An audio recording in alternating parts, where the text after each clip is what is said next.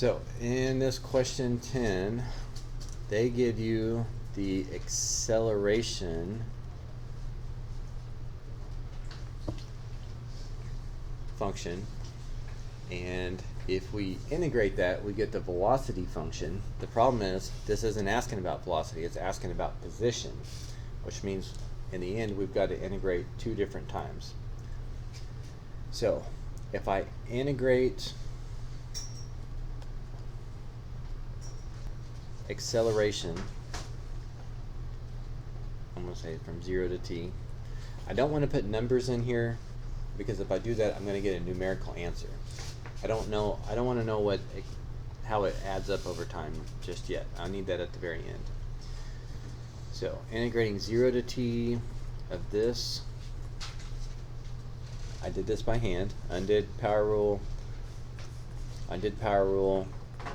raise the power by 1, divide by the new power, and then evaluate it from t to 0. So plug in t, plug in 0, and subtract, but the 0 stuff just goes away.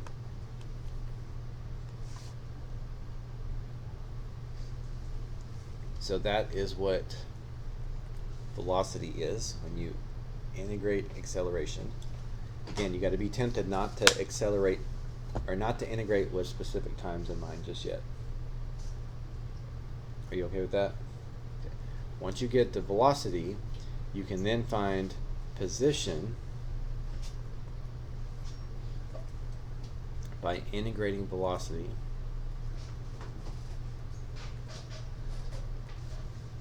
And then now at this one you can integrate from 0 to 4. This is the last part, and that part I just threw in my calculator because my calculator can do it if I give it numerical bounds, and came up with that. So it was a pain because you had to integrate twice. You had to integrate once to go from acceleration to velocity, and then later on accelerate a second time to go from velocity to position, which is not real common.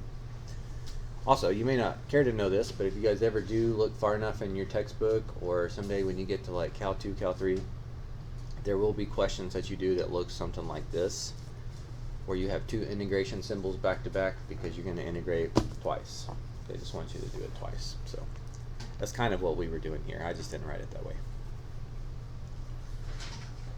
Anybody have anything specific about that, or any part of it I went through too fast?